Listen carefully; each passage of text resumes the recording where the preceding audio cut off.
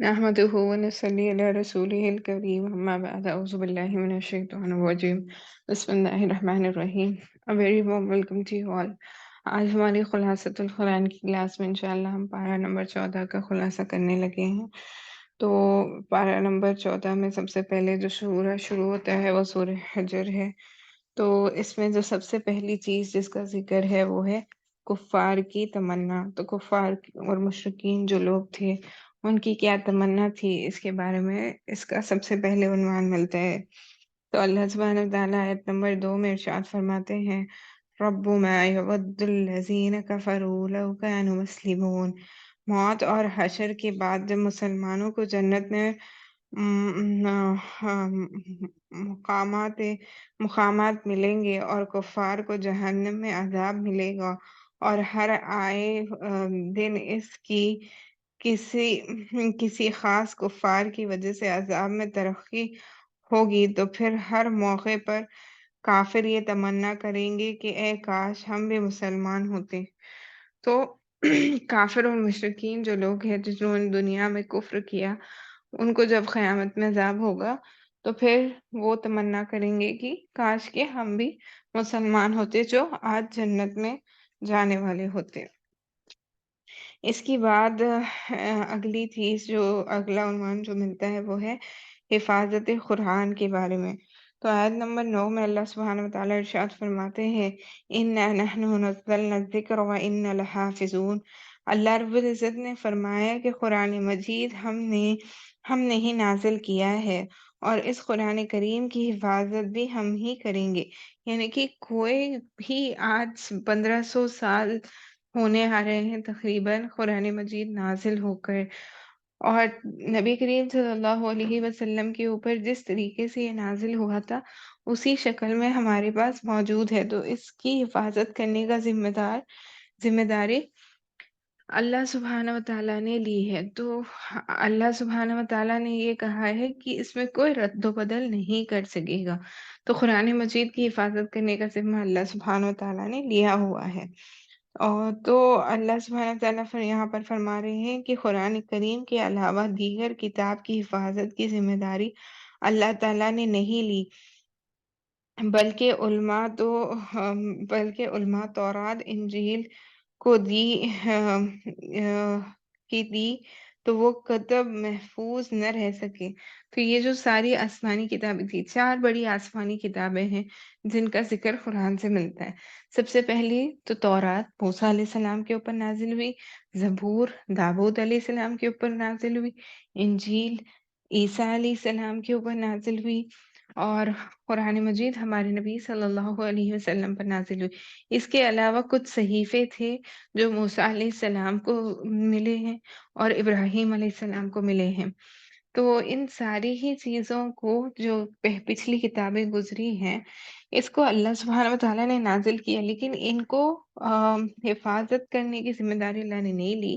تو ان کے بعد نبیوں کی گزر جانے کے بعد جو لوگ ہوتے اس میں رد و بدل کرتے. تو ہمارا یہ ایمان ہے اہل سنت والجماعت کا کہ ان کتابوں پر ہم ایمان تو رکھتے ہیں، لیکن ساتھ ہی ساتھ ہمارا یہ بھی ایمان ہے کہ اب یہ اس شکل میں موجود نہیں ہے جس شکل میں اللہ سبحانہ وتعالیٰ نے ان کو نازل کیا تھا. اس میں رد و بدل کر دی گئی ہے، اسی لیے اب اس کو ماننا یہ ممنوع کر دیا گیا ہے.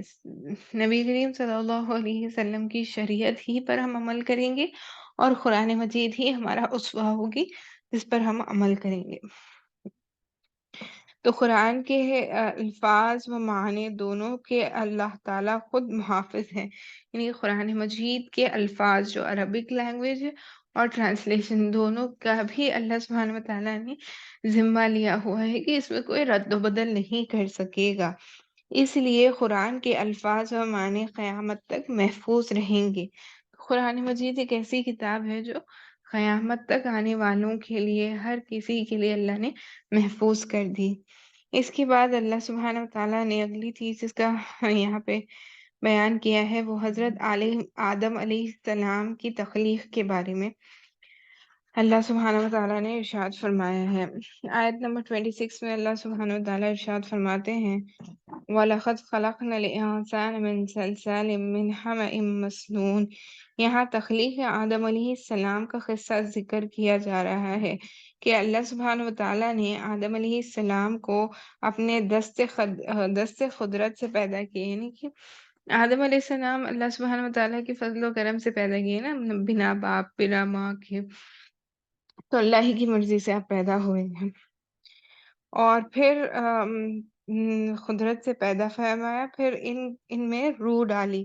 फिर अल्लाह सुब्हान व तआला ने शैतान के गुरूर और गुमराही को बयान फरमाया है कि बाद शैतान और इनके पैरोकार के अंजाम अ, बदगुमानी फरमाई है ना, तो उसने बदगुमानी की और नाफरमानी की, वो गुमराही और सरकशी में पड़ गया।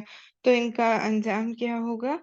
वो नाकाम होंगे और जहन्नुम में अज़ाब में जाने वाले होंगे। तो यहाँ से एक और अहम चीज़ जो हम अपनी ज़िंदगियों में ला सकते हैं, जो हमें पता चली, वो ये है कि हमें गुरूर नहीं करना चाहिए। जब इंसान गुरूर करता है तो फिर वो गर्क हो जाता है। इसके बाद अल्लाह सुब्हानहू व तआला ने अगली चीज़ जो ज़िक्र की है वो है अहले जन्नत का ज़िक्र। तो अहले जन्नत के जो लोग होते हैं इनका ज़िक्र यहाँ पे मिलता है। आयत नंबर 45 में अल्लाह सुब्हानहू व तआला इरशाद फरमाते हैं, इन्नल मुत्तक़ीन फ़ी जन्नातिन व अयून। तो गुज़िश्ता आयत में अहले जहन्नुम का ज़िक्र किया था, अब यहाँ अहले जन्नत और इनके लिए इनामात का ज़िक्र फरमाया कि वो जन्नत में बागात और चश्मों में रहेंगे। अहले जन्नत के सीनों में बाहम जो कुछ बख़्श होगी, वो निकाल दी जाएगी और वो भाई-भाई बन जाएँगे। यानी कि जन्नत में जो लोग होंगे, एक-दूसरे से उनके दिलों में कोई बुग़्ज़, कीना, जलन ऐसी वाली इल फीलिंग्स जो होती है ना, ये सारी ही अल्लाह सुब्हानहू व तआला उनके अंदर से निकाल देंगे और वो सब अब एक-दूसरे के भाई-भाई होंगे। फिर आगे अल्लाह सुब्हानहू व तआला ने हज़रत इब्राहीम अलैहिस्सलाम के इन मेहमान फ़रिश्तों का ज़िक्र फरमाया है, जो इन्हें बेटे की खुशखबरी देने और कौम लूत को बर्बाद करने के लिए इंसानी शक्ल में तशरीफ़ लाए थे। इसका ज़िक्र हम गुज़िश्ता नशिस्त में भी कर चुके हैं, पिछले पारों में भी इसके ज़िम्न में आयत नाज़िल हुई थी, जिसका मफ़हूम ये है कि 2 फ़रिश्तों को अल्लाह सुब्हानहू व तआला ने नाज़िल किया था। इब्राहीम अलैहिस्सलाम के पास वो आए थे खुशखबरी देने की, बेटे की खुशखबरी देने के लिए, और लूत अलैहिस्सलाम के पास ये आए थे उनकी कौम पर अज़ाब के लिए ना। तो इनका ज़िक्र यहाँ पर मिलता है। इसके बाद अस्हाब हिज्र का ज़िक्र मिलता है। आयत नंबर 80 में अल्लाह सुब्हानहू व तआला इरशाद फरमाते हैं, वलक़द कज़्ज़ब अस्हाबुल हिज्रिल मुरसलीन। वादी हिज्र में कौम समूद आबाद थी। तो वादी हिज्र जो है, इस सूरे का भी इसी मुनासिबत से नाम है ना, सूरह हिज्र। तो वादी हजर जो थी, इसमें कौम समूद आबाद थी। इनकी तरफ हज़रत सालेह अलैहिस्सलाम पैगंबर बनाकर भेजे गए थे। तो इन्होंने अपनी कौम को दावत दी, लेकिन कौम ने आपको झुटलाया, जिसके नतीजे में अल्लाह ताला ने इस कौम को एक खौफनाक आवाज़ के ज़रिए से हलाक कर दिया। तो इसका वाक़या भी हम गुज़िश्ता नशिस्तों में देख चुके हैं। मुख्तसरन हम इसका मुताला कर चुके हैं। तो सालेह अलैहिस्सलाम की अ, जो कौम थी वो सरकशी में पड़ी हुई थी और उन्होंने मुतालबा किया था कि आप इस पहाड़ से एक हामला ऊँटनी को निकाल लेना, तो हम आप पर ईमान लाएँगे। तो बजाय इसके कि वो ईमान लाते, जब ये उनका मुतालबा पूरा भी कर दिया गया, तब भी वो ईमान नहीं लाए। तो फिर अल्लाह सुब्हानहू व तआला ने इनको एक चीख के ज़रिए हलाक कर दिया। इसके बाद अगला जो उन्वान मिलता है वो है फ़ातिह को कुरान अज़ीम कहने की वजह। तो अल्लाह सुब्हानहू व तआला आयत नंबर 87 में इरशाद फरमाते हैं, वलक़द आतैनाका सबअम मिनल मसानी वल क़ुरआनिल अज़ीम। ए पैगंबर, हमने आपको ऐसी सूरत अता की है جو بار بار پڑھی جاتی ہیں۔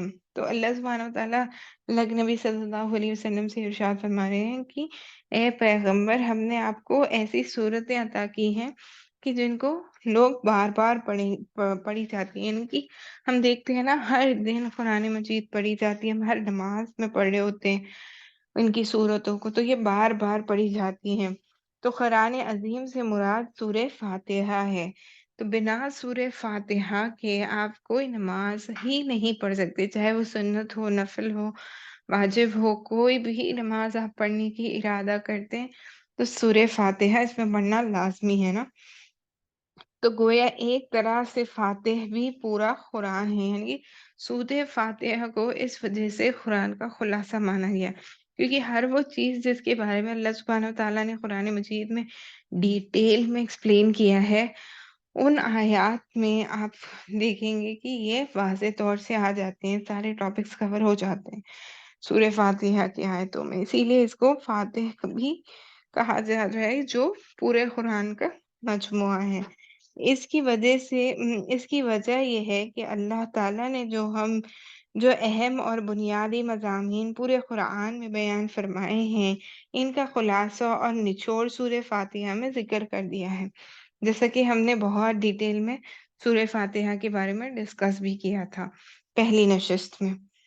تو اس میں جو عنوان ملتے ہیں اس سورے میں اور قرآن مجید میں ان جنرل، جو اللہ سبحانہ وتعالیٰ جن ٹاپکس پہ بہت زیادہ ایمفسائز کرتے ہیں وہ ہے توحید۔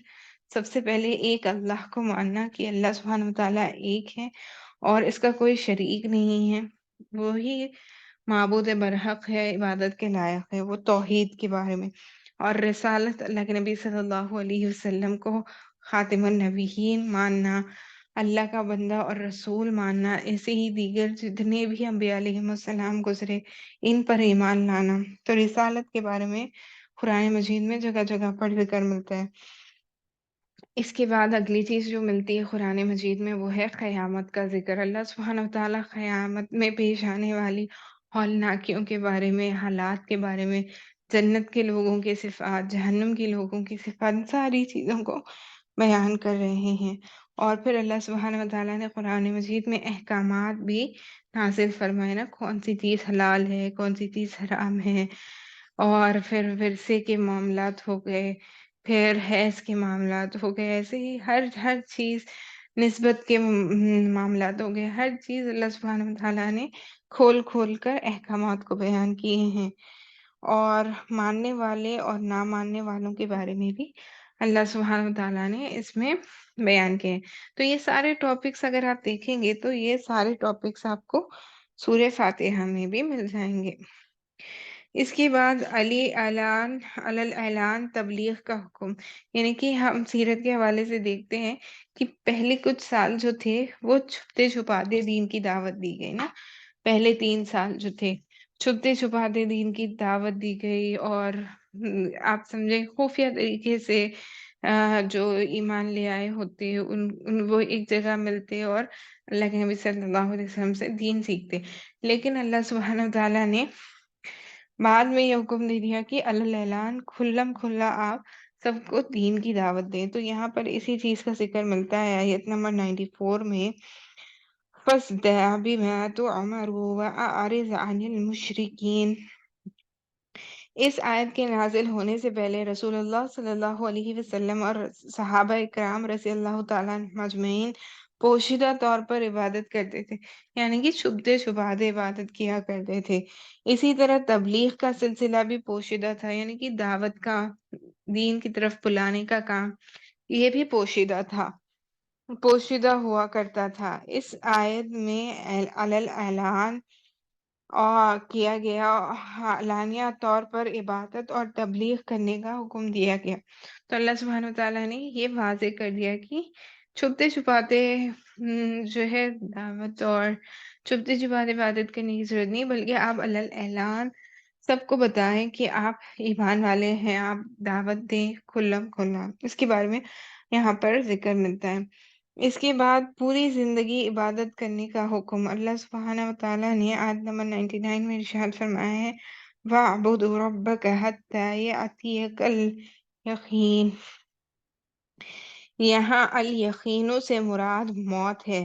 مطلب یہ ہے کہ اے پیغمبر، آپ اللہ تعالیٰ کی پوری زندگی عبادت کریں یہاں تک کہ اللہ تعالیٰ آپ کو اپنے پاس بلا لے۔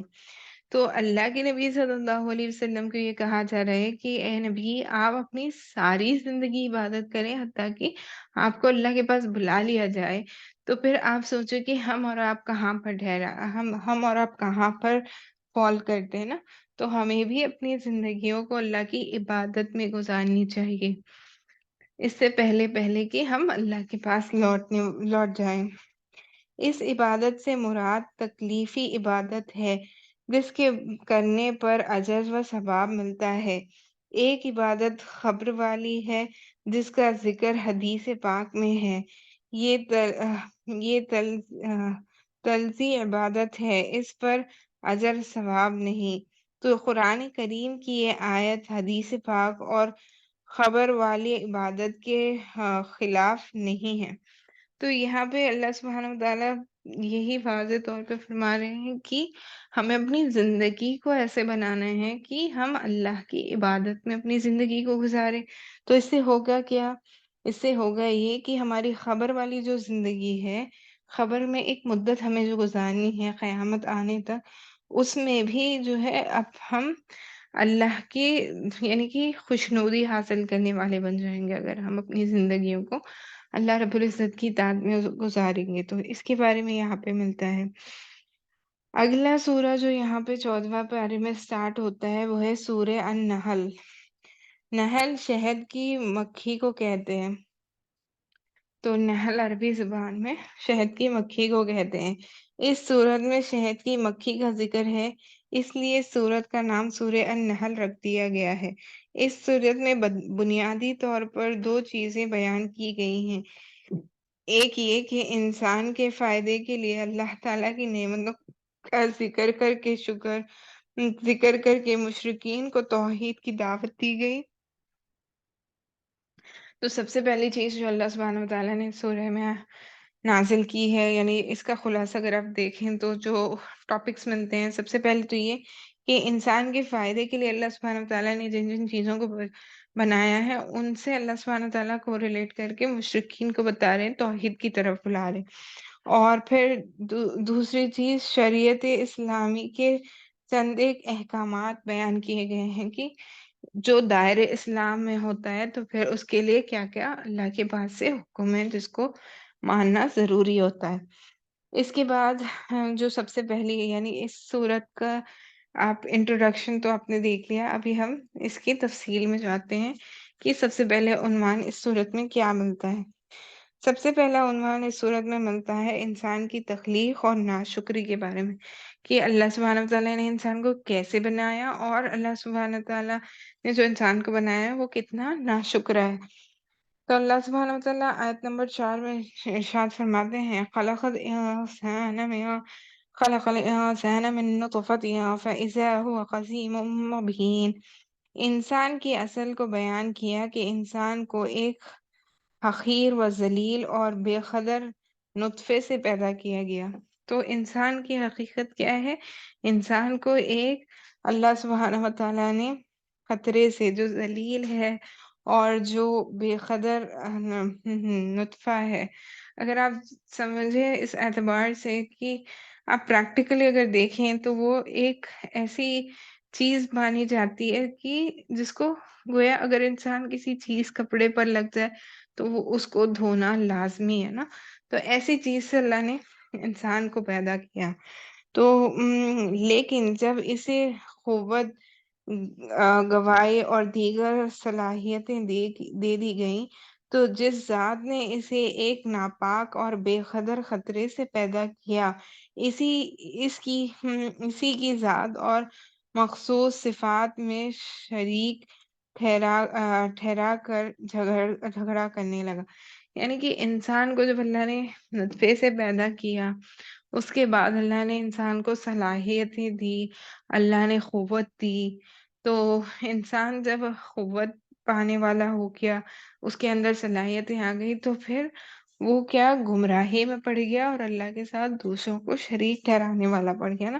تو یہاں اللہ سبحانہ وتعالیٰ یہ فرما رہے ہیں کہ انسان بڑا ناشکرا ہے، کہ اللہ کی دی ہوئی نعمتوں کو اللہ کی بندگی میں نہیں استعمال کرتا، بلکہ اللہ کے ساتھ دوسروں کو شریک ٹھہراتا ہے، تو گویا اس نے اللہ کی نعمتوں کی ناشکری کی۔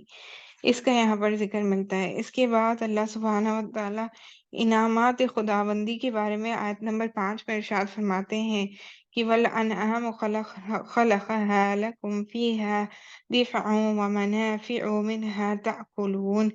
یہاں سے اللہ تعالیٰ ان نعمتوں کو بیان فرما رہے ہیں جو انسانوں کے فائدے کے لیے پیدا کی گئی ہیں، جیسے جانور، ان کے اون سے کپڑے بنائے جاتے ہیں، جیسے کہ ہم دیکھتے ہیں نا، شیپ سے وول آتا ہے، اون جو ہوتا ہے اس سے کپڑے بنائے جاتے ہیں، اور کھال سے کھال سے بھی بنائے جاتے ہیں نا، لیدر کی چیزیں، پوشاک بنائے جاتے ہیں وغیرہ بناتے ہیں جو انسان کو سردی سے محفوظ رکھتی ہیں۔ لیدر جیکٹس ہو گئے، وولن کلوتھ ہو گئے، یہ سارے اینیمل ڈرائیوڈ چیزوں سے بنتے ہیں نا، تو یہ اللہ نے ہماری سہولت کے لیے پیدا کیے جو ہمیں سردی سے بچاتے ہیں۔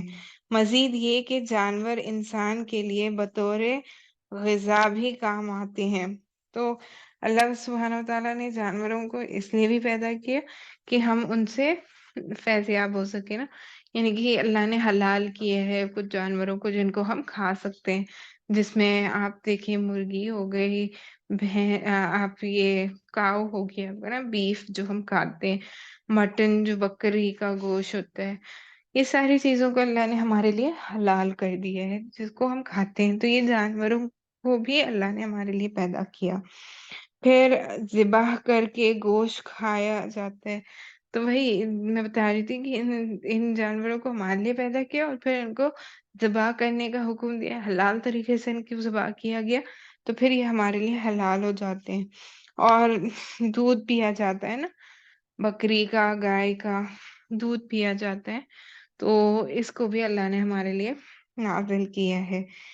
ان پر بوجھ ڈالا جاتا ہے، جیسے کہ گدھا وغیرہ ہو گیا، کیملز ہو گئے، ان پر بوجھ ڈالا جاتا ہے نا، سامان ایک جگہ سے دوسری جگہ لے کے جایا جاتا ہے، تو ان جانوروں کو اللہ نے ہمارے لیے سواری کا بھی ذریعہ بنایا تھا اس زمانے میں۔ وہ ایسے مقام تک لے جاتے ہیں جہاں تک انسان بغیر سخت مشقت کے نہیں لے جا سکتا، تو سامان کو بکری سمجھے، سامان کو گدھے پر یا اونٹ پر لاد کر ہی سارے سفر کیے جاتے تھے نا پچھلے زمانے میں، تو یہاں پر اس کا ذکر مل رہا ہے کہ ایسی جگہوں پر جہاں پر انسان خود سے نہیں جا سکتے یا بنا مشقت کے نہیں کر سکتا، وہاں پر ان جانوروں کے ذریعے سے اللہ نے انسان کو سہولت عطا کی، اس کا ذکر یہاں پہ ملتا ہے۔ اور اللہ سبحانہ وتعالیٰ آیت نمبر 8 میں ارشاد فرماتے ہیں وَخَلَقَ وَالْبِغَالَ وَالْحَمِيرَ لِتَرْكَبُوهَا وَزِينَةً وَيَخْلُقُ مَا لَا تَعْلَمُونَ۔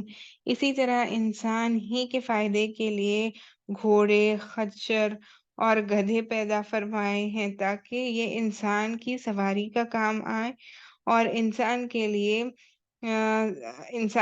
لیے زینت کا سامان بھی بن جائے۔ وَيَقُولُ مَا لَا تَعْمَلُونَ، یعنی نزول قرآن کے بعد بھی مزید اللہ تعالیٰ ایسی چیزیں پیدا فرمائیں گے جن کا انسان کو علم بھی نہیں۔ تو اللہ سبحانہ وتعالیٰ قرآن مجید میں اس کا ذکر فرما رہے ہیں کہ قرآن کے نازل ہونے کے بعد بھی ایسے جانوروں کے ذریعے اور ایسی بہت ساری چیزیں اللہ انسان کی آسانی کے لیے پیدا کرتے رہیں گے۔ موجودہ دور کو موجودہ دور کی ایجادگار چیزیں جیسے بسز ہو گئی، ریل گاڑی ہو گئی، جہاز ہو گیا، اور یہ ساری ہی موڈ آف ٹرانسپورٹ جو ہے اللہ سبحانہ وتعالیٰ نے ہمارے لیے آسانی کے لیے پیدا فرمائی ہے نا، تمام کی تمام۔ آپ دیکھیں آج ہم فلائٹ کے ذریعے سے ایک ملک سے دوسرے ملک تک کتنا آسانی سے سفر کر لیتے ہیں نا، پہلے زمانے میں سفر کرنے کے لیے بڑی مشقتیں ہوتی تھی، تو اللہ نے ہمارے لیے ان سہولیات کو پیدا فرمایا۔ ترقی کے ساتھ جتنی بھی جدید اور نئی گاڑیاں قیامت تک دریافت ایجاد ہوتی جائیں گی، وہ سب اس آیت کے مفہوم میں داخل رہیں گی کہ اللہ نے انسان کے لیے سہولت بنا دی نا، جانوروں کے ذریعے، یا اللہ نے ہمارے لیے آ، سواری کے لیے سہولیت کا ذریعہ بنایا، ان ساری چیزوں کو اس میں شامل کر دیا جائے گا۔ ان نعمتوں کو بیان کرنے کا مقصد یہ ہے کہ انسان ان نعمتوں سے فائدہ حاصل کرے اور پھر ان پر اللہ تعالیٰ کا شکر ادا کرے۔ تو ان ساری نعمتوں کو کیوں بیان کیا جا رہا ہے کہ اللہ سبحانہ تعالیٰ انسان کو یہ ریلائز کرانا چاہتے ہیں کہ ہم اللہ سبحانہ تعالیٰ کی ذات بابرکت کا کتنا شکر ادا کر سکتے ہیں کہ اللہ سبحانہ تعالیٰ نے ہمارے لیے اتنی سہولتیں دی ہیں۔ تو یہاں پہ ان ساری نعمتوں کا ذکر کرنے کا مقصد ہی یہ ہے کہ ہم اللہ سبحانہ وتعالیٰ کا شکر کرنے والے بن جائیں۔ اس کے بعد اللہ سبحانہ وتعالیٰ نے اگلی چیز جس کے بارے میں ارشاد فرمایا ہے وہ ہے سمندر، سمندر کا فائدہ، کہ اللہ نے سبحانہ وتعالیٰ نے سمندر جو بنائے ہیں اس کے کیا فوائد ہیں۔ تو اللہ سبحانہ وتعالیٰ ارشاد فرماتے ہیں وَهُوَ الَّذِي سَخَّرَ الْبَحْرَ لِتَأْكُلُوا مِنْهُ لَحْمًا طَرِيقًا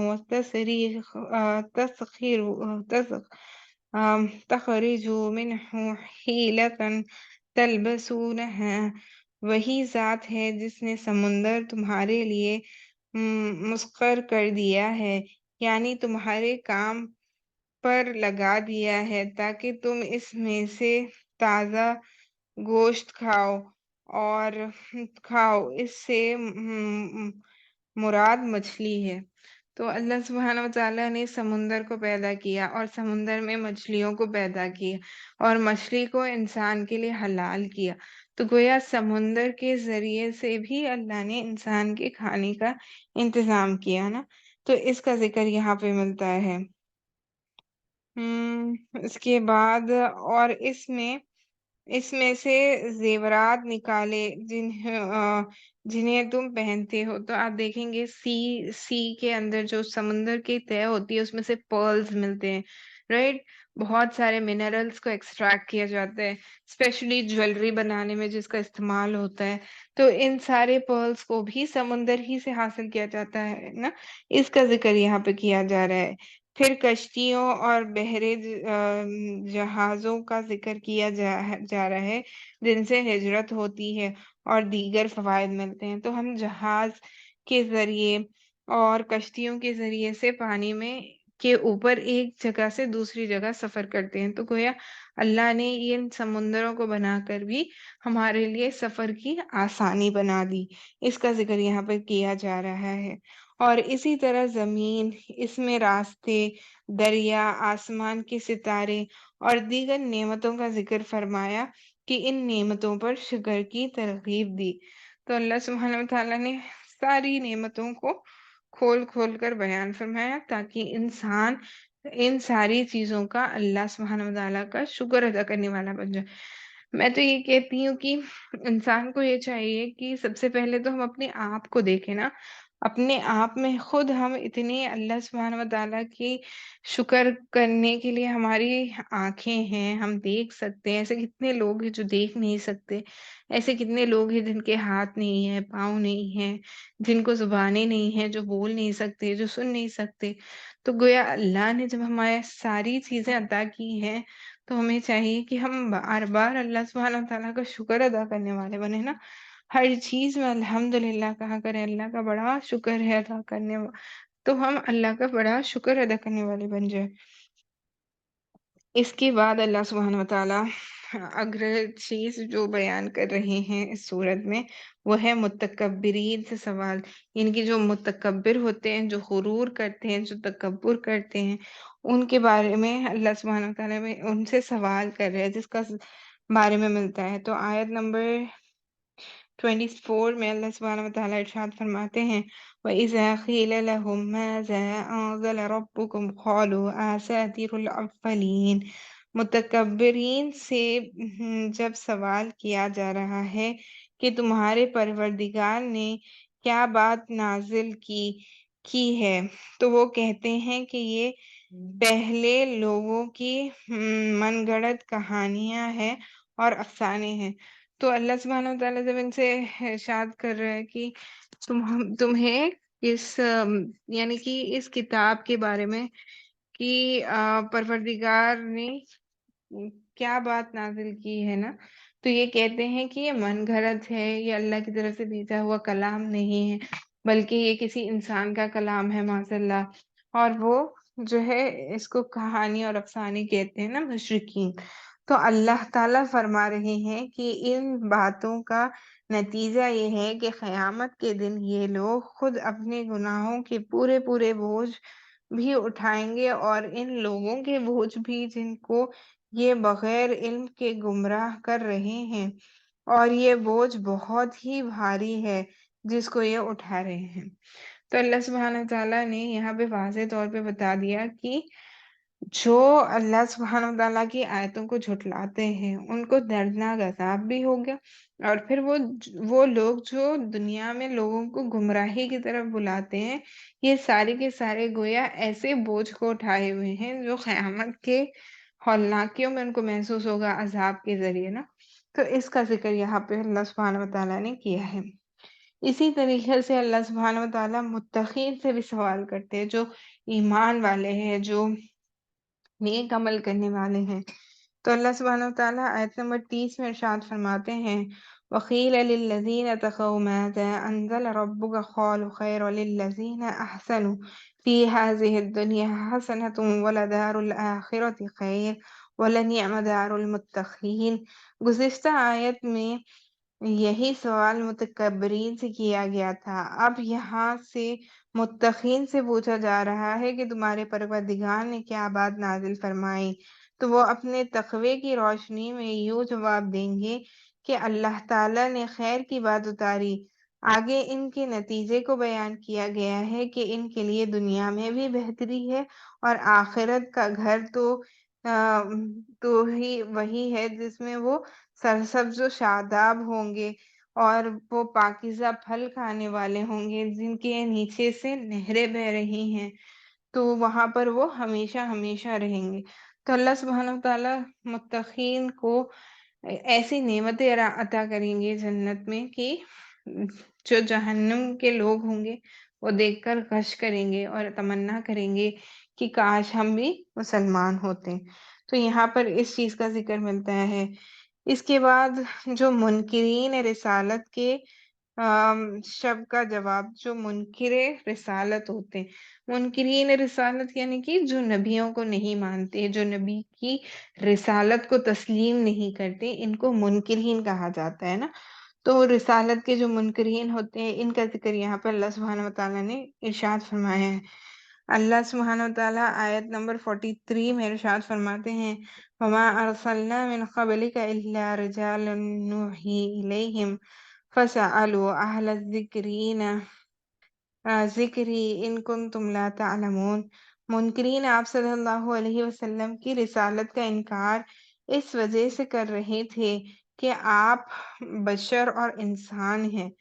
تو گویا ان مشرکین کا اللہ کے نبی صلی اللہ علیہ وسلم کو نہ ماننا اس وجہ سے بھی تھا کہ وہ انسان اور بشر تھے، ہم جیسے ہی ایک انسان تھے نا۔ ہمارے اللہ کے نبی، اللہ نے ہم لوگوں میں سے ہی ایک نبی کو منتخب کیا اپنی مرضی سے، تو اس چیز کے وہ منکر تھے۔ ان کے خیال کے مطابق کسی انسان و بشر کو رسول نہیں ہونا چاہیے۔ تو ان لوگوں کے خیال کے مطابق کیا ہے کہ کسی انسان کو رسول یا نبی نہیں ہونا چاہیے۔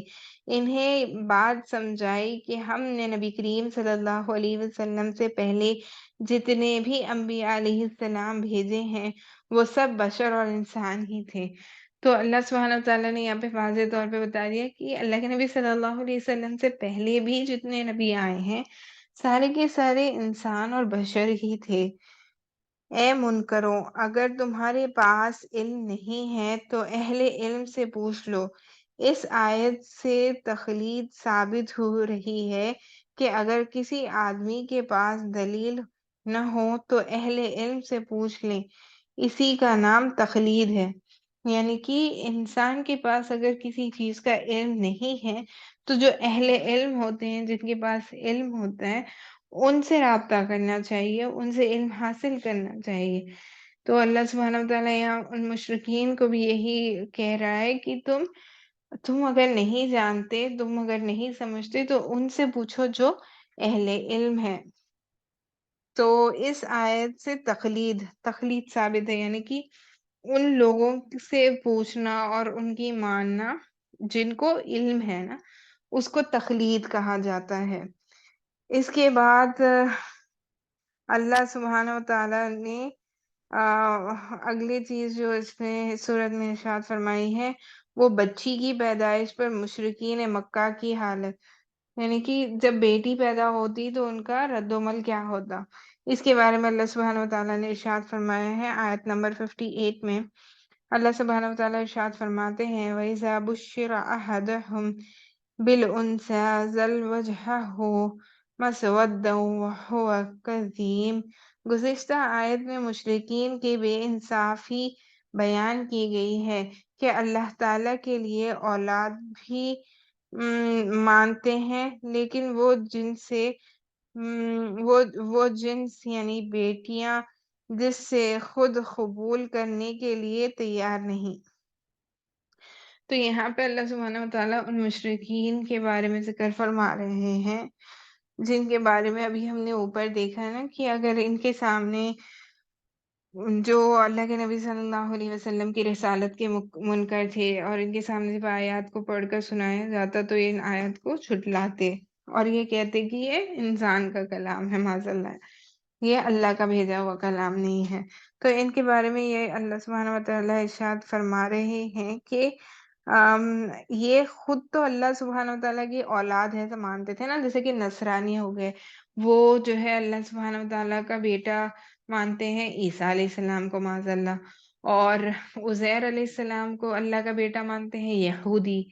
تو یہ جو ہے ان کی اللہ سبحانہ وتعالیٰ یہی کہہ رہا ہے کہ خود تمہاری بیٹیاں جو ہوتی ہے ان کی پیدائش پر تم رنج و غم کرتے ہو، ان کو تم مار دیتے ہو، ہاں، تو ان کو قبول نہیں کرتے نا، ان کو اچھے دل سے قبول نہیں کرتے، اور پھر گویا تم اللہ کے ساتھ یعنی کہ بچوں کو شریک کرتے ہو نا، جیسے کہ عیسیٰ علیہ السلام کو اللہ کا بیٹا مان لیا، معاذ اللہ، اور عزیر علیہ السلام کو بھی اللہ کا بیٹا مانتے ہیں یہودی۔ تو اس کے بارے میں یہاں پہ ذکر کیا جا رہا ہے۔ اب یہاں سے ان کی بری عادت کو بیان کیا جا رہا ہے کہ اگر ان کے ہاتھ کاٹ ان کے ہاں لڑکا پیدا ہو تو خوش ہوتے ہیں، اور جب ان میں سے کسی کے ہاں بیٹی کی پیدائش ہوتی ہے تو ان کا چہرہ سیاہ ہو جاتا ہے، اور اور اسے اتنا برا سمجھتے ہیں کہ لوگوں سے منہ چھپاتے پھرتے ہیں اور سوچتے رہتے ہیں کہ ذلت برداشت کر کے اسے اپنے پاس رکھ لیں یا پھر زمین میں دبا دیں۔ تو جب بیٹی پیدا ہوتی تو ان کو ذلت کا باعث سمجھا جاتا، اور یہ سمجھا جاتا کہ لوگوں کے طعنے اور ذلت سہنا چاہیے یا پھر اس کو زمین میں دفن کر دینا چاہیے۔ الا ساء ما يحكمون، یہ کتنا برا فیصلہ ہے جو وہ کر رہے ہیں، یعنی کہ ناحق معصوم سی جان اگر بچی ہے تو اس کو زمین میں دفنا دیا کرتے تھے نا، ذلیل اور رسوا ہونے کے ڈر سے۔ تو یہ کتنی بری ان کے اندر وہ تھی نا، رسم کہیں آپ، یا جو بھی ان کے، آج بھی ہم دیکھتے ہیں کہ اس زمانے میں بھی یہ کہیں نہ کہیں لوگوں کے اندر ابھی بھی موجود ہے کہ جب بیٹا پیدا ہوتا ہے تو بڑے خوش ہو جاتے ہیں، لیکن جب بیٹی ہوتی ہے تو بڑے غمگین اور افسردہ ہو جاتے ہیں، یہ سوچ کر کہ بیٹی ہے، ہمارے اوپر ذمہ داری زیادہ ہے، وغیرہ وغیرہ۔ لیکن ہمیں چاہیے کہ بیٹی کی پیدائش پر بھی اتنا ہی خوش ہوں جتنا کہ بیٹے کی پیدائش پر ہوتے ہیں، کیونکہ اللہ سبحانہ تعالیٰ خود واضح طور سے قرآن مجید میں اس کے بارے میں بیان فرما رہے ہیں۔ اس کے بعد جو اگلی چیز جس کا ذکر ملتا ہے وہ ہے انعامات خداوندی۔ تو اللہ سبحانہ وتعالیٰ جو ہے آیت نمبر آیت نمبر 66 میں ارشاد فرماتے ہیں کہ وَإِنَّ لَكُمْ فِي الْأَنْعَامِ لَعِبْرَةً نُسْقِيكُم مِّمَّا فِي بُطُونِهِ مِمَّا بَيْنَ فَرْثٍ وَدَمٍ لَبَنًا خَالِصًا سَائِغًا لِلشَّارِبِينَ۔ یہاں سے کچھ آیات تک اللہ تعالیٰ کی پیدا کی ہوئی نعمتوں کو بیان کیا جا رہا ہے۔ ان میں سے دودھ جو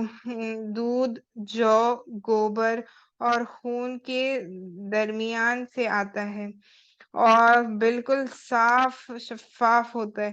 تو خون جو ہوتا ہے یعنی کہ دودھ جو بکری ہو یا گائے ہو جو دیتی ہیں، وہ اگر آپ دیکھیں گے تو جانور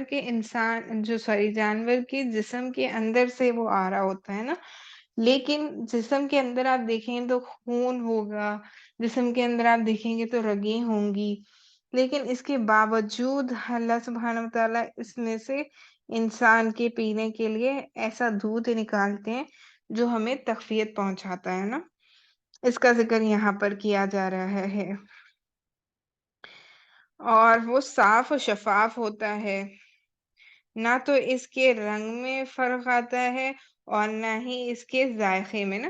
وہ خون جسم کے اندر تو خون ہے، رگیں ہیں، ان ساری چیزوں کے ہونے کے باوجود دودھ جو آ رہا ہوتا ہے اس کا رنگ کیا ہوتا ہے؟ ایک دم سفید صاف و شفاف ہوتا ہے، اور اس میں کوئی بدبو یا خون کی وجہ سے کوئی یعنی کہ انکمفرٹیبل والی فیلنگ نہیں ہوتی نا۔ اس کا ذکر یہاں پہ کیا جا رہا ہے، نہ ہی اس کا ذائقے میں کوئی ڈفرینس آتا ہے، پینے والوں کے لیے خوشگوار ہے۔ اس کے بعد اللہ سبحانہ وتعالیٰ نے پھلوں میں سے بہترین پھل کھجور اور انگور کا ذکر کیا ہے، جن کو کھایا بھی جاتا ہے اور ان سے مشروب بھی بنایا جاتا ہے، یعنی کہ شراب بھی بنائی جاتی ہے نا۔ اس کا ذکر یہاں پر کیا گیا ہے، اور یہ پاکیزہ رزق ہے، یعنی کہ اللہ نے ہمارے لیے پھلوں کو بھی بنایا ہے، جیسے کہ انگور اور کھجور کا یہاں پر ذکر کیا جا رہا ہے۔ اللہ سبحانہ وتعالیٰ آیت نمبر 67 میں ارشاد فرماتے ہیں وَأَوْحَى رَبُّكَ إِلَى النَّحْلِ أَنِ اتَّخِذِي مِنَ الْجِبَالِ بُيُوتًا وَمِنَ الشَّجَرِ وَمِمَّا يَعْرِشُونَ۔ تیسری نعمت جس کا ذکر کیا جا رہا ہے وہ ہے شہد کا ذکر کیا ہے، جس میں بہت زیادہ فائدے ہیں۔ ان میں سے ایک فائدہ یہ ہے کہ اللہ تعالیٰ نے اس میں لوگوں کے لیے شفا رکھی ہے، تو اسی لیے فرمایا جاتا ہے نا کہ شہد کھانے سے انسان کو شفا ملتی ہے، لیکن اس کے استعمال سے پہلے کسی ماہر یا معلوم کر لینا چاہیے کہ اس کو کب استعمال کرنا ہے اور کس چیز کے ساتھ استعمال کرنا ہے، پھر اس کا پورا فائدہ ہوتا ہے۔ اور خاص طور پر شہد کی مکھی کے چھتے بنانے کی ترتیب کو بیان کیا گیا ہے، جس میں وہ عجیب و غریب طریقے سے صنعت کاری کرتی ہے۔ اگر آپ نے ہنی کام دیکھا ہوگا تو آپ دیکھیں گے جو مدھو مکھی کا چھتا ہوتا ہے وہ اتنا بیوٹیفلی ڈیزائنڈ ہوتا ہے، آپ اس میں دیکھیں گے اتنا پرفیکٹ شیپ، اور آپ ہیگزاگنل باکسز بنے ہوئے دیکھتے ہیں اس میں، اتنا بیوٹیفلی اس نے مکھی نے بنایا ہوتا ہے، تو کیسی اللہ نے ان کو صلاحیت دی ہے، اس کا یہاں پر ذکر ملتا ہے۔ اللہ تعالیٰ نے اسے حکم دیا کہ اپنے چھتے کو زمین کے گندگی سے بچا کر پاک صاف اور بلند جگہ پر پہاڑوں یا درختوں پر بنائیں۔ تو آپ دیکھتے ہیں کہ مدھو مکھی کا چھتا جو ہوتا ہے کبھی بھی زمین پر نہیں ہوتا، ہمیشہ وہ ایک ایسی اونچائی پر ہوتا ہے جو پاک صاف ہوتی ہے۔ اس کا ذکر یہاں پہ کیا جا رہا ہے، اور اللہ تعالیٰ کی ان نعمتوں میں ان لوگوں کے لیے نشانیاں ہیں جو ان میں غور و فکر کرتے ہیں۔ تو اللہ سبحانہ وتعالیٰ ان ساری نعمتوں کا ذکر کر کے انسان کے لیے یہی بتانا چاہ رہے ہیں کہ جو اللہ کی نعمتوں کا شکر کرنے والے ہیں ان کے لیے اس میں کھلی کھلی نشانیاں ہیں۔ اس کے بعد اللہ سبحانہ وتعالیٰ اگلی چیز جو ارشاد فرماتے ہیں وہ علم غیب اللہ تعالیٰ کی ذات خاص ہے، یعنی کہ غیب کا علم صرف اور صرف اللہ سبحانہ وتعالیٰ ہی کی ذات کو ہے۔ اس کا ہم نے عقیدے کے حوالے سے بھی عقیدے کے بہت سارے پوائنٹس میں ڈسکشن کیا ہے۔ تو یہاں پہ اللہ سبحانہ وتعالیٰ آیت نمبر 77 میں ارشاد فرماتے ہیں وَلِلَّهِ غَيْبُ السَّمَاوَاتِ وَالْأَرْضِ وَمَا أَمْرُ السَّاعَةِ إِلَّا كَلَمِحِ الْبَصَرِ أَوْ هُوَ أَقْرَبُ إِنَّ اللَّهَ عَلَى كُلِّ شَيْءٍ قدیر۔ آسمان و زمین کی تمام پوشیدہ باتیں صرف اللہ تعالیٰ کے علم میں ہیں، اللہ تعالیٰ کے علاوہ کسی اور کے علم میں نہیں ہے۔ ان غیب غیبانہ باتوں میں سے ایک بڑی چیز قیامت کا معاملہ ہے، جسے اللہ تعالیٰ آنکھ چپکنے یا اس سے بھی پہلے ظاہر فرما دیں گے۔ اس کا علم بھی صرف اللہ تعالیٰ ہی کو ہے۔ اس کے ساتھ ساتھ جو علماء کرام ہیں وہ بتاتے ہیں کہ چند ایک چیزیں ہیں جس کا خاص طور سے یعنی ہر ایک چیز کا علم تو اللہ سبحانہ وتعالیٰ کو ہے، اس پر ہمارا ایمان ہے، لیکن جیسے یہ لوگ سوال کرتے تھے نا، جیسے کہ قیامت کب آئے گی، انسان کب پیدا ہوگا یا مرے گا، یہ ان ساری چیزوں کا علم بطور خاص ہر چیز کے ساتھ صرف اور صرف اللہ سبحانہ تعالیٰ ہی کو ہے۔ کوئی انسان کسی کو بھی اس چیز کا علم نہیں ہے۔ یہاں پہ ایک بہت مشہور جو حدیث مبارک ہے جبرائیل امین سے مروی ہے۔ جبرائیل امین اللہ کے نبی صلی اللہ علیہ وسلم سے سوال پوچھتے ہیں کہ قیامت کب آئے گی، تو اللہ کے نبی صلی اللہ علیہ وسلم ان سے کیا فرماتے ہیں کہ یہاں پر پوچھنے والے کو جتنا علم ہے کہنے والے کو بھی اتنا علم ہے، یعنی کہ جبرائیل علیہ السلام جو سوال کر رہے ہیں ان کو قیامت کے بارے میں جتنا علم ہے اللہ کے نبی صلی اللہ علیہ وسلم کو بھی اتنا ہی علم ہے۔ یعنی کہ اللہ کے نبی صلی اللہ علیہ وسلم کو نشانیاں بتائی گئی کہ قیامت کب آئے گی، لیکن ایگزیکٹ ڈیٹ ایگزیکٹ ٹائم اللہ نے سب کے لیے پوشیدہ رکھا ہے کہ اللہ سبحانہ وتعالیٰ ہی کو اس کا علم ہے۔ اس کے بعد اگلی چیز جو ارشاد فرمائی ہے وہ ہے عرض اعمال۔ آیت نمبر 89 میں اللہ سبحانہ وتعالیٰ ارشاد فرماتے ہیں وَيَوْمَ نَبْعَثُ فِي كُلِّ أُمَّةٍ شَهِيدًا عَلَيْهِمْ مِنْ أَنفُسِهِمْ وَجِئْنَا بِكَ شَهِيدًا عَلَى هؤلاء۔ قیامت کے دن ہر امت میں سے انہی میں سے ایک گواہ کو لایا جائے گا۔ مراد اس سے ہر امت کے نبی ہیں، یعنی کہ ہر ایک امت میں سے ایک شخص کو لایا جائے گا جو گواہی دے گا کہ ان کی طرف نیکی بلانے والا آیا تھا یا نہیں۔ تو اس سے مراد کون ہے؟ وہ امت کا نبی ہے، اور آپ صلی اللہ علیہ وسلم کو بھی لائیں گے۔ آپ صلی اللہ علیہ وسلم سابقہ نافرمان امتوں کے خلاف اور سابقہ انبیاء علیہ السلام کے حق میں گواہی دیں گے، اور ایک قول کے مطابق آپ صلی اللہ علیہ وسلم اپنی امت کے اہل ایمان کی اور اہل کفر کی بھی گواہی دیں گے۔ حدیث پاک میں ہے کہ اللہ تعالیٰ کے نبی صلی اللہ علیہ وسلم کے سامنے امت کے اعمال پیش کیے جاتے ہیں، تو آپ صلی اللہ علیہ وسلم اچھے اعمال پر اللہ تعالیٰ کا شکر ادا کرتے ہیں اور برے اعمال پر اللہ تعالیٰ سے ان کے لیے استغفار کرتے ہیں۔ تو ہمیشہ ہمیں اس بات کا اہتمام کرنا چاہیے کہ ہم اپنی دعاؤں میں اللہ کے نبی صلی اللہ علیہ وسلم کی شفاعت کو مانگیں، کیونکہ اللہ کے نبی صلی اللہ علیہ وسلم ہی وہ ایک ذات گرامی ہے جس کی شفاعت کو قبول کیا جائے گا۔ تو اس کا ذکر یہاں پہ ملتا ہے۔ اس کے بعد جامع ترین آیت اللہ سبحانہ وتعالیٰ نے یہاں پہ ارشاد فرمائی ہے آیت نمبر 90 میں۔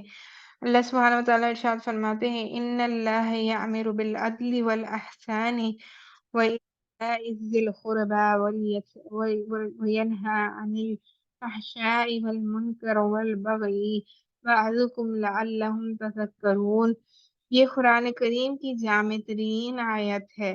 اس میں اللہ تعالیٰ نے 3 چیزوں کے کرنے کا حکم دیا ہے اور 3 چیزوں سے منع فرمایا ہے۔ جامع ترین آیت اس کو مانا جاتا ہے، جس آیت کا میں نے بھی آپ کے سامنے تلاوت کی ہے، اس کو جامع ترین آیت مانا گیا ہے۔ کیوں؟ کیونکہ اس میں 3 چیزوں کا اللہ نے کرنے کا حکم دیا ہے، 3 چیزوں سے بچنے کا حکم دیا ہے۔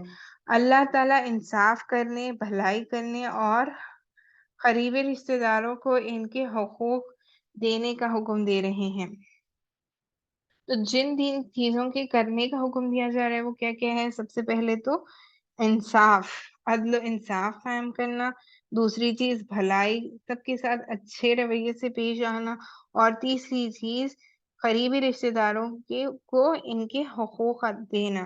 جو قریبی رشتہ دار ہوتے ہیں ان کو ان کے حقوق دینے کا بھی یہاں پر ذکر ملتا ہے۔ اور تین چیزیں جس سے اللہ نے روکنے کے لیے، بچنے کے لیے کہا ہے، وہ ہے بے حیائی سے، اور بدی سے، اور ظلم و زیادتی کرنے سے منع فرما رہے ہیں۔ تو اللہ سبحانہ تعالیٰ نے بے حیائی سے، بدی گناہ کے کام آپ سمجھے، اور ظلم اور زیادتی کرنے سے منع فرمایا ہے۔ گویا اس آیت میں اللہ تعالیٰ نے مختصراً طور پر دین اسلام کو سمیٹ کر رکھ دیا ہے۔ اللہ تعالیٰ ہمیں مذکورہ تین چیزوں پر عمل کرنے اور تین مناہیات سے مکمل طور پر بچنے کی توفیق عطا فرمائے، آمین یا رب العالمین۔ اس کے بعد اگلی چیز جس کا یہاں پہ ذکر ملتا ہے وہ ہے نسخے پر شب اور جواب شب۔ یہاں پہ آیت نمبر 101 میں اللہ سبحانہ وتعالی ارشاد فرماتے ہیں وَإِذَا بَدَّلْنَا آیَةً مَكَانَ آیَةٍ وَاللَّهُ عَلِيمٌ بِمَا نُنَزِّلُ قَالُوا إِنَّمَا أَنْتَ مُفْتَرٍ بَلْ أَكْثَرُهُمْ لَا يَعْلَمُونَ۔ اللہ تعالیٰ حکیم ذات ہے اور کبھی کبھی اپنے احکامات میں تبدیلی فرماتے ہیں، یعنی ایک حکم تبدیل کر کے اس کی جگہ دوسرے حکم نازل فرماتے ہیں۔ مشرکین آپ صلی اللہ علیہ وسلم پر اعتراض کرتے ہوئے کہتے تھے کہ احکامات کو تبدیل کیوں کیا جا رہا ہے؟ اس سے معلوم ہوتا ہے کہ یہ قرآن کریم اللہ تعالیٰ کی طرف سے سے نہیں، بلکہ آپ اپنی طرف سے گھڑا کر لاتے ہیں۔ تو گویا مشرکین کس طریقے سے اللہ کے نبی صلی اللہ علیہ وسلم کے اوپر اعتراضات کیا کرتے، یہ کہتے کہ آپ جو تبدیلی لائے، تو اللہ سبحانہ وتعالیٰ وقتاً فوقتاً طریقوں میں، احکامات میں تبدیلی لایا کرتے تھے نا۔ تو یہ گویا یہی کہتے تھے کہ آپ تبدیلی خود سے لا رہے ہیں، یہ اللہ کی طرف سے نہیں ہے، معاذ اللہ۔ اس کے بارے میں وہ یہ کہتے تھے۔ انہیں جواب دیا ہے کہ یہ قرآن گڑا ہوا نہیں ہے، بلکہ اللہ تعالیٰ کی طرف سے حق اور سچی ہے، اور جسے حضرت جبرائیل علیہ السلام کے ذریعے سے نازل کیا گیا ہے اللہ کے نبی صلی اللہ علیہ وسلم کے قلب اطہر پر۔ اس کا ذکر یہاں پہ ملتا ہے۔ اس کے بعد اسلام کے سب سے پہلے شہداء کے بارے میں یہاں پر ذکر ملتا ہے آیت نمبر 106 میں۔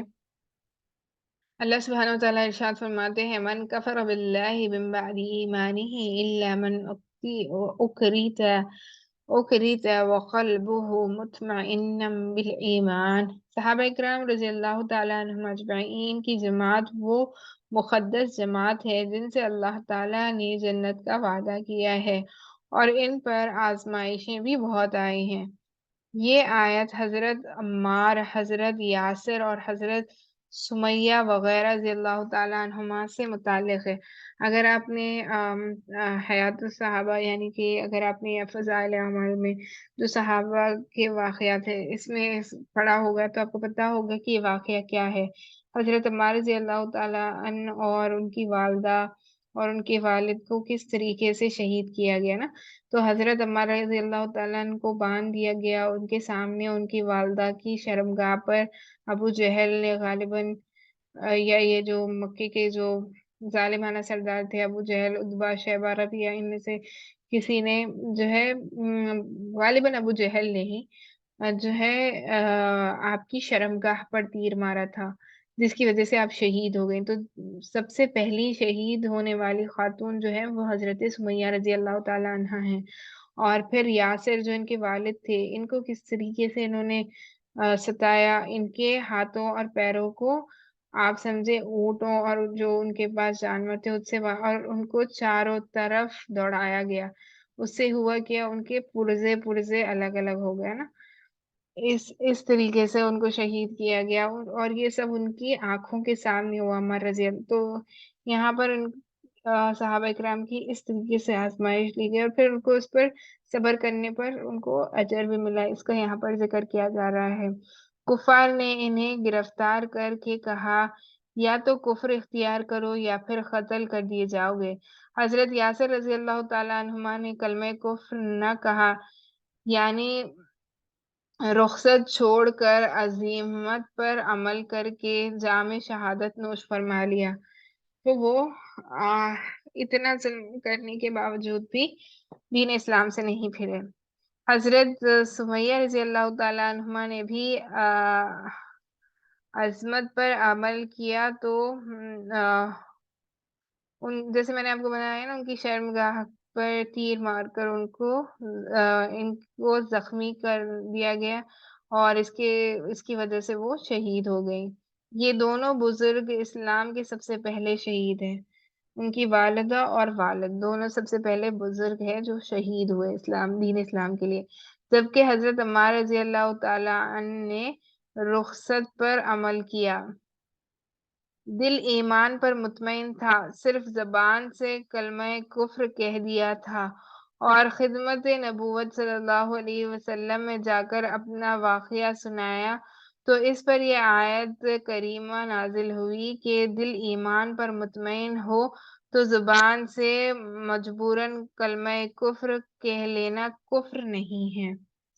تو انہوں نے کیا کیا تھا، اپنی جان بچانے کے لیے ان کے والدین کو تو مار دیا گیا ان کے سامنے، لیکن ان سے بچنے کے لیے انہوں نے کلمہ کفر ان کے سامنے کہا تھا، لیکن ان کا دل اس چیز کو نہیں مانتا تھا، اور جب وہ ان کو چھوڑ دیا گیا کیونکہ انہوں نے ان کے سامنے ان کے کلمہ کفر کو ان زبان سے کہہ دیا تھا، تو پھر وہ جب اللہ کے نبی صلی اللہ علیہ وسلم کی خدمت میں حاضر ہوئے تو انہوں نے سارا واقعہ بیان کیا گیا، اور وہ بڑے نادم، اور دل سے ان کو بہت دکھ محسوس ہو رہا تھا نا کہ انہوں نے کلمہ کفر کو اپنی زبان سے کہا، تو تب اللہ سبحانہ تعالیٰ نے یہ آیت نازل فرمائی کہ زبان سے ایسے کلمہ کہہ دینا اور دل اگر ایمان پر مطمئن ہے تو اللہ سبحانہ تعالیٰ اس کو معاف کر دیں گے، اس کو کفر نہیں قرار دیں گے۔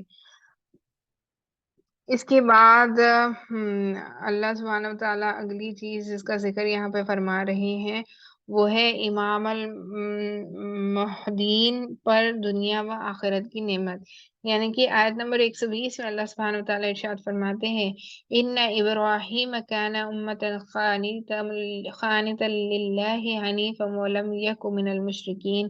حضرت ابراہیم علیہ السلام پیشوا تھے، آپ علیہ السلام نے ہر طرف سے یکسو ہو کر اللہ تعالیٰ کی اطاعت اور فرمانبرداری اختیار کر لی تھی۔ اللہ تعالیٰ نے انہیں جو نعمتیں دی رکھی تھی ان پر اللہ تعالیٰ کا شکر ادا کرتے تھے۔ دنیا میں نعمتیں یعنی کہ اللہ تعالیٰ نے انہیں مقتدا اور پیشوا بنایا تھا، اور دنیاوی نعمتوں سے بھی آراستہ فرمایا تھا۔ امت کا ایک معنی یہ بھی ہے کہ حضرت ابراہیم علیہ السلام تنہا ایک فرد تھے، لیکن پوری امت اور قوم کے کمالات و فضائل کی جامع تھے۔ اللہ تعالیٰ نے آپ علیہ السلام کی نسل سے انبیاء علیہ السلام کا سلسلہ جاری فرمایا۔ تو آپ دیکھیں گے ابراہیم علیہ السلام کی اولاد میں سے بہت سارے نبی گزرے، یعقوب علیہ السلام کی اولاد میں سے نا، تو بہت بہت سارے نبی آئے، اسی لیے یہود جو کہتے تھے نا کہ ہم دین ابراہیمی پر ہیں۔ آپ علیہ السلام کے صاحبزادے حضرت اسحاق علیہ السلام کی اولاد سے تقریباً 4000 انبیاء علیہ السلام مبعوث ہوئے، تو آپ سمجھیں 4000 نبی گزرے ہیں یعقوب علیہ السلام کی اولاد میں سے۔ تو دوسرے صاحبزادے حضرت اسماعیل علیہ السلام کی نسل سے آپ علیہ السلام کی دعا کا ثمر امام الانبیاء خاتم الانبیاء سید الاولین والآخرین حضرت محمد مصطفیٰ صلی اللہ علیہ وسلم مبعوث ہوئے ہیں۔ آخرت کی نعمت یہ ہے کہ آپ علیہ السلام صالحین میں سے ہوں گے۔ آگے اللہ تعالیٰ نے اپنے پیارے محبوب صلی اللہ علیہ وسلم کو ملت ابراہیمی کی ابتدا کا حکم دیا ہے۔ اللہ سبحانہ وتعالیٰ نے ابراہیم علیہ السلام کی دعا قبول فرمائی، اور آخری انبیاء جو ہے انہی کی اولاد میں سے ہے نا، یا اسماعیل علیہ السلام، اور اسماعیل علیہ السلام کی اولاد میں سے اللہ کے نبی صلی اللہ علیہ وسلم، تو ابراہیم علیہ السلام کی ہی دعا کا نتیجہ ہے۔ اس کے بعد جو اگلی چیز جو اس بارے میں جس کا بارے میں ملتا ہے، جو آخری عنوان ہے، وہ یہ ہے کہ دعوت دین کے طریقے۔ ادعو الى سبیل ربک بالحکمت والموعظۃ الحسنۃ وجادلہم باللتی ہی احسن۔ اس آیت میں اللہ پاک نے دعوت کی ترتیب بتائی ہے کہ جب دعوت دینی ہو تو 3 طریقے استعمال کیا کریں۔ سب سے پہلے کسی کو دعوت دینا چاہ رہے ہیں آپ کسی چیز کے بارے میں، تو اس کے لیے 3 چیزیں اللہ نے بیان کی ہے۔ سب سے پہلی چیز یہ ہے دلیل سے بات کریں، پروف کریں، فیکٹ سے نا، دلیل سے۔ دوسری چیز فضائل اور ترغیب سے بات کریں، اور دوسری چیز اس کے بینیفٹس کے بارے میں، اور اس کو کرنے سے کیا فائدے حاصل ہوں گے اس کے بارے میں بات کریں، اور 3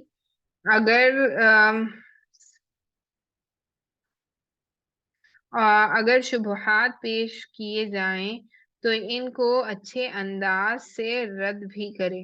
تو اگر کوئی شک و شبہات ہوتے ہیں نا، جیسے ڈاؤٹ فل جو ڈاؤٹس پیش کرتے ہیں، اس کو صحیح سے آنسر کریں، اور اس کو کسی بھی طریقے سے مطلب پروف کریں کہ یہ جو ان کے ڈاؤٹس ہیں یہ غلط ہے۔ ان 3 طریقوں کو میں اپنی زبان میں سمجھانے کے لیے 2 جملے کہتا ہوں کہ ہمارے ذمے 2 کام ہیں۔ ایک امت کو ایمان و اعمال پر لانا، تو ہمیں جو اللہ نے جو باتیں بتائی ہے، جو دلائل پیش کرنے اور جو چیزوں کے بارے میں حکم دیا ہے، اوپر جو 3 طریقے گزرے ہیں کسی کو دعوت دینے کے لیے، اگر اس کا خلاصہ سمجھنا چاہیں تو 2 چیزیں ہیں۔ ایک یہ کہ امت کو ایمان و اعمال پر لانا، اور امت کی ایمان اور اعمال کو بچانا۔ ان 2 چیزوں پر ہمیں محنت کرنا ہے۔ ایک یہ کہ ہمیں اپنی ایمان اور ہم سبھی کو ایمان لانا ہے، اور دل سے ایمان لاتے ہوئے عمل کرنے والا بننا ہے، اور دوسرا یہ کہ دوسرے لوگوں کے بھی نا، ہم ساتھ والوں کے بھی ایمان کی حفاظت کرنا ہے، ایمان اور عمل کو بچانا ہے۔ تو امت ایمان و اعمال پر آتی ہے فضائل سے، اور امت کا ایمان و اعمال بچتا ہے دلائل سے، اور شبہات کا رد کرنے سے تبلیغ والوں کے ذمے لانا ہے اور ہمارے ذمے بچانا ہے۔ تو یہ ساری چیزوں کا اللہ سبحانہ وتعالیٰ نے پارہ نمبر 14 میں ذکر کیا ہے۔ وآخر الدعوانا الحمد للہ رب العالمین۔ یہاں پر ہمارا پارہ نمبر 14 اب مکمل ہو جاتا ہے۔ انشاءاللہ اگلی نشست میں ہم پارہ نمبر 15 سٹارٹ کریں گے۔ امید ہے جو پڑھا گیا، جو سنا گیا، جو کہا گیا آپ کو اچھے سے سمجھ میں آ گیا ہوگا۔ اللہ سبحانہ وتعالیٰ سے یہ دعا ہے کہ ہماری کوششوں کو قبول فرمائیں، اور اس کو ہم سبھی کے لیے جنت میں جانے کا سبب بنائے اور مغفرت کا سبب بنائے۔ وآخر دعوانا الحمد للہ رب العالمین۔ سبحان اللہ وبحمدہ، سبحانک اللہم وبحمدک، نشہد ان لا الہ الا انت، نستغفرک ونتوب الیک۔ سبحان ربک رب العزۃ عما یصفون، وسلام علی المرسلین، والحمد للہ رب العالمین۔